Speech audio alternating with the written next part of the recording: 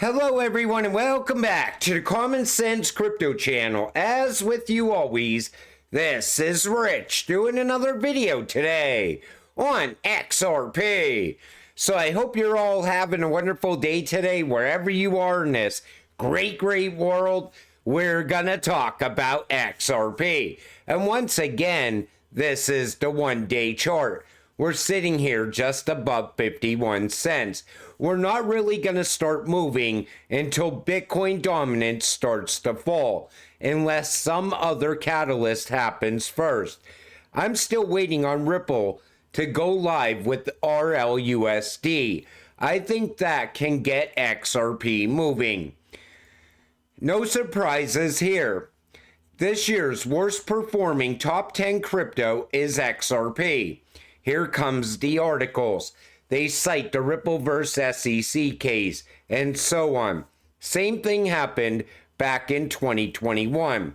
I remember back then people were saying, don't expect XRP to even hit $1. It's already off a lot of major exchanges, and the Rippleverse SEC case just got started.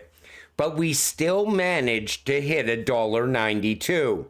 This time around, nothing is holding us back. Don't fall for all the FUD that's out there, all the bullshit naysayers saying that there's not even going to be an alt season. It's only all about Bitcoin this time around. I'm telling you, you cannot lose hope now. We are way too close to XRP taking off. All this will end once that happens. Once XRP starts breaking out, that's going to be it. The excitement is going to pour into this cryptocurrency like never before. Everyone knows what the potential of XRP is. Right now, it's just people that are frustrated, so they have to go on X and vent their frustration. Don't fall for it. We are going to have an amazing run for XRP. Boom, 21 shares officially files for a spot XRP ETF. Like I said, not a fan of them, but I know they are coming.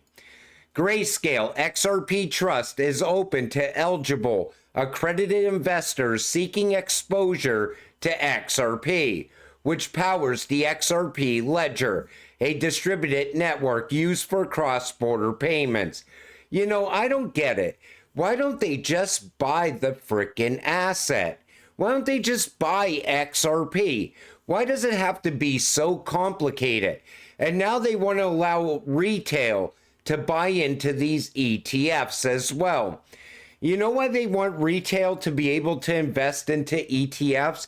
Because these institutions are going to need exit liquidity. They figure if they get that retail money in there, it allows the institutions to cash out. But you could just go and buy actual XRP. I don't understand this, but I do believe it will start to push the price of XRP. Wealth management offices are shifting their focus to crypto assets. The fact that digital assets top the list for family office professionals at 66% reflects a major evolution in investment strategies. With more than $89 trillion in global wealth management, this trend signals a clear openness to adopting cryptocurrencies and blockchain technologies. It demonstrates that family offices are not just keeping pace with the preferences of younger generations who favor innovative and alternative investments, but are also positioning themselves to leverage the growth potential of digital assets, sovereign wealth. You know, any family business, any small family office space should definitely be investing in crypto because it allows you to get a lot of money at a very fast pace. Once XRP breaks out, new millionaires are going to be made. And a lot of people are going to sell their entire bag, which I think is absolutely the worst mistake you can make when you're holding something like XRP. But there's going to be people completely out at a new all-time high, at $5, at $10. If you hold this cryptocurrency long enough, it can give you generational wealth. And you see everything coming together around XRP now. Everything we see, rail after rail, all around the world, tells you where we're going to be a year or two from now. Update, BIS Project mBridge. Just days ago, we saw BIS General Manager Augustin Carstens state that the BIS may consider stopping mBridge due to geopolitical issues like sanctions. It seems like that narrative's changed now. While mBridge still looks to be paused, the reason behind it seems to have changed. Augustin is now stating that mBridge was so successful that the BIS could now step out of the project. In theory, this does make sense, as mBridge has been the first and only BIS CBDC to hit the MVP stages. Additionally, Augustin states that the project is now at the point where the partners can carry it on themselves. While mBridge still has work to do with development of its cross-border infrastructure, they're definitely the most ahead CBDC as of now. It'll be interesting to see how it progresses as it now fully falls into the hands of the participants. And you know Q&T's technology, quant technology, is in here. So is RippleNet technology and XRP as well. You know, this is one project that I see the BIS using. This also would open up massive liquidity pools in between these countries as well. I want to see how this evolves from here. The BIS suggests that they had accelerated inflation by acting too slowly and the lack of communication. Here comes the central bank internal policy changes to allow digital currencies and an harmonizing of faster payment systems. The next leg will accelerate digital adoption and reduce the digital divide. Like I said before, the BIS even said SWIFT is dragging their feet. They plan on pushing ahead with or without SWIFT, because the longer that they try to stretch out something like the US dollar, the more inflation is going to happen over time. And that's why they have to have a new system ready to go live at any moment. I think the US is going to transition into the digital age throughout 2025, because I think we're going to see a major crash, and that's going to give them a reason to go into the new financial system. Qatar National Bank, QNB, has adopted RippleNet. There is no correspondent bank commission. So you see it right here. Money transfers, incoming and outgoing, made via Ripple infrastructure are subject to all operational and legal compliance controls applied to current international money transfers. There's no daily transaction limit for outgoing Ripple transfer transactions. And the instant transaction limit amount is QAR, USD, EUR, GBP, equivalent to 1 million transactions, or TL, sorry. So you see it now. There's no correspondent bank commission, meaning that there's no big fees involved in transactions. And this also opens up the door for XRP to be utilized as well. I like where this is going.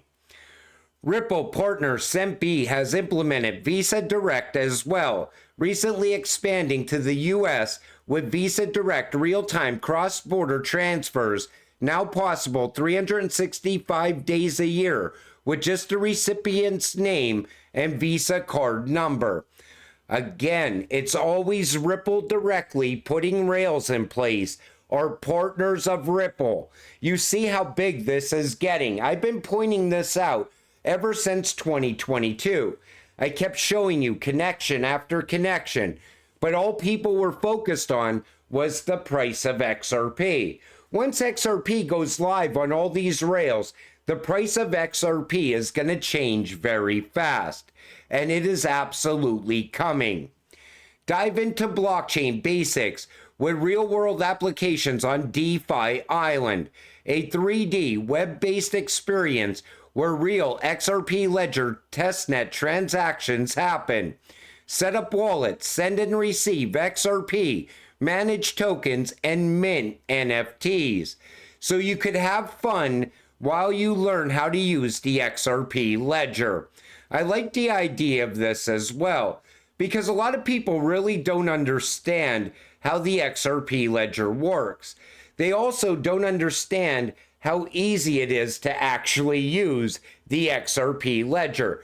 But if you could have fun while you learn how to do this, a lot of people will start utilizing the XRP Ledger. U.S. Treasury Secretary Janet Yellen warns about rising fraud, stability risk, and liquidity issues within the banking sector shortly after Tether minted another 1 billion USDT. Interesting timing. Either way, XRP's on-demand liquidity is the solution in motion for the next banking crisis. Take a listen. And certainly, we have been hearing loud and clear from the banking community that the burdens of compliance have become quite extraordinary. I think one principle that's helpful is tailoring, trying to make sure that the complexity and severity of the regulations fit the footprint of the activities of banks of different sizes and complexity. But there are so many areas that are important, to my mind, no longer being directly a bank regulator, but worrying about financial stability and the strength of the economy, knowing how important it is to have a healthy banking system in order to have a healthy and resilient economy. I guess my predilection is very much toward robust capital liquidity. Take notice how she said they need liquidity. Well, this is the Treasury, what they have planned next. So the United States Department of the Treasury presentation to TBAC, key potential benefits of tokenizing U.S. Treasuries, digital assets, and the Treasury market. Trends in digital asset growth and usage, rapid growth for very low levels. What are stablecoins and why are they growing? Whenever the U.S. Treasury is talking about stablecoins, they're trying to push us towards a CBDC. Janet Yellen was just calling for a U.S. CBDC last week. And they're also talking about tokenizing bonds as well. They see that as the path forward. Eventually, they're going to start talking about tokenizing all the debt at once. They're going to want to do a reset on the debt. That's where I see this going at some point.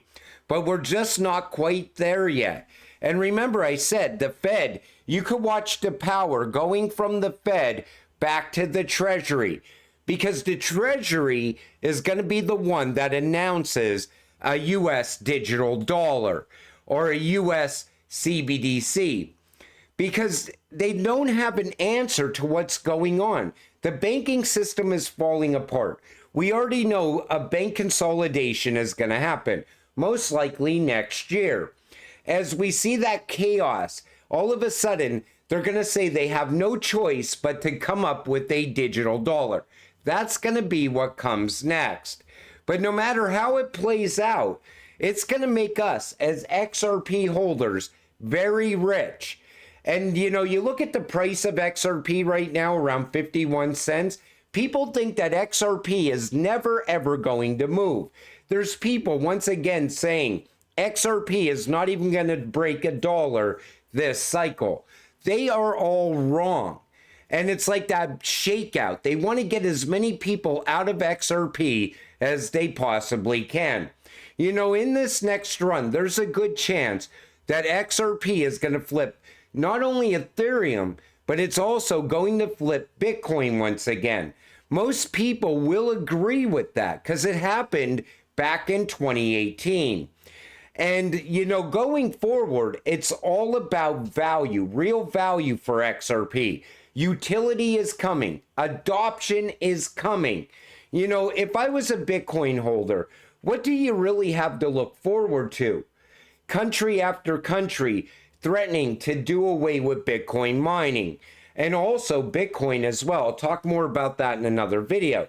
Plus, a lot of the Bitcoin maxis that have been in Bitcoin for a long time see that there's problems with Bitcoin as well.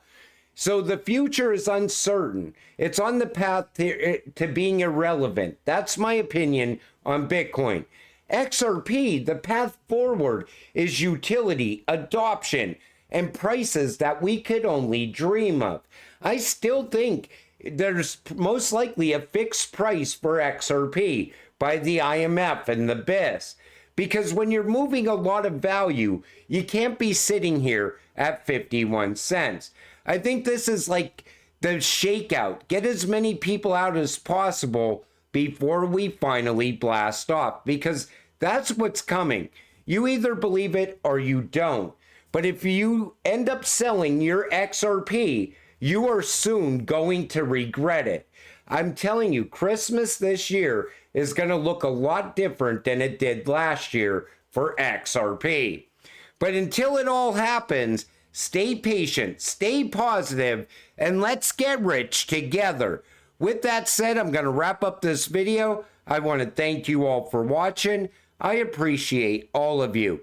I'll see you in the next one. Have a great night.